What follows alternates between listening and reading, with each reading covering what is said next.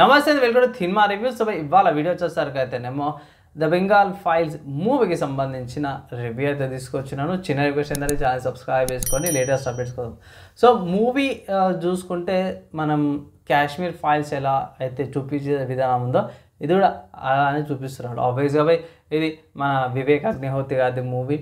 Caste మంచిగా ఉంది, movie యొక్క క్రూ కూడా బాగానే అనిపించింది నాకు. నాకు మెయిన్ చూసుకుంటే పల్లవి జోషి గారిది కానీ, దర్శన్ కుమార్, అనుపమ్ ఖేర్, మిథున్ చక్రవర్తి చూసుకుంటే మాత్రమే సైడ్ క్యారెక్టర్లో ఎంత ఇంపార్టెన్స్ ఉంటుంది అనేసి అయితే ఇందులో చాలా బాగా చూపించారు అన్నమాట. నాకు అదైతే చాలా బాగా అనిపించింది. అండ్ ఇక్కడ దివేందర్ భట్టాచార్య ఎవరైతే ఉన్నారో అమ్మవారి దగ్గర పూజ చేసి అందరిని ఏకం చేస్తుంటారు. కొన్ని సీన్ ఏదైతుందో కొంచెం ఆక్వర్డ్గా అనిపించింది. ఇక్కడ మాంసం ఉంటుంది, ఇక్కడ అందరు గుంపారా, ఆ సీన్ ఉందా లేదా కొంచెం కొన్నిసార్లు ఏంటంటే క్రియేటివ్ ఫ్రీడమ్ తీసుకొని కొంచెం చేంజెస్ అయితే చేస్తారు. ఆబ్వియస్గా కొన్ని చేంజెస్ చేసేది మూవీలో.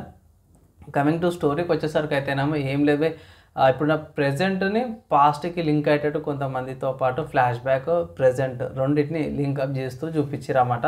లైక్ 1947లో లైక్ ఇండియా పాకిస్తాన్ మధ్య డివిజన్ వచ్చినప్పుడు ఎలా గొడవలు అయినాయి, ఆ టైంలో ఇక్కడ బెంగాల్ కూడా ఎట్లా గొడవలు అయినాయి దాని మీదనే కొంచెం సినారియో యాడ్ అయిందనమాట. ఇక్కడ ఇంకొక విషయం ఏంటంటే గాంధీకి సంబంధించిన, జిన్నాకి సంబంధించిన, మిగతా అయితే వైస్రాయ్ గురించి కూడా ఉంది. సో అతని కొన్ని సీన్స్ ఉన్నాయి, వాళ్ళందరినీ కూడా చూపించారు. ఎలా డివిజన్ చేసిరు అనేది కాన్సెప్ట్ మీరు చూపించారు. ఇక్కడ నాకు మంచిగా అనిపించింది ఏంటంటే సినిమాటోగ్రఫీ అండ్ విజువల్స్ బాగానే, బడ్జెట్ సెట్స్ అవన్నీ ఉంటాయి కదా, అవన్నీ కూడా చాలా బాగా చూపించారు అన్నమాట.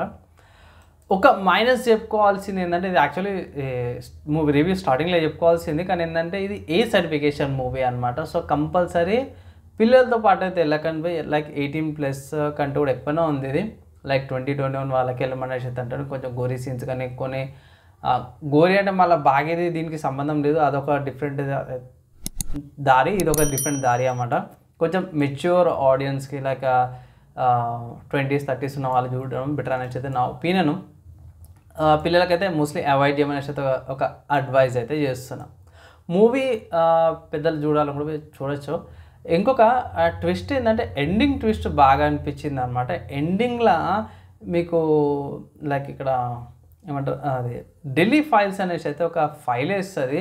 సో వద్దంటూనే ఢిల్లీ ఫైల్స్ కూడా ఏమైనా లింక్ ఇచ్చారు అనే దాని మీద చూడాలి ఎలా ఉండబోతుంది ఏందనేసి అయితే. సో ఓవరాల్గా చూసుకుంటే మూవీ నాకైతే జెన్యున్గా నచ్చింది.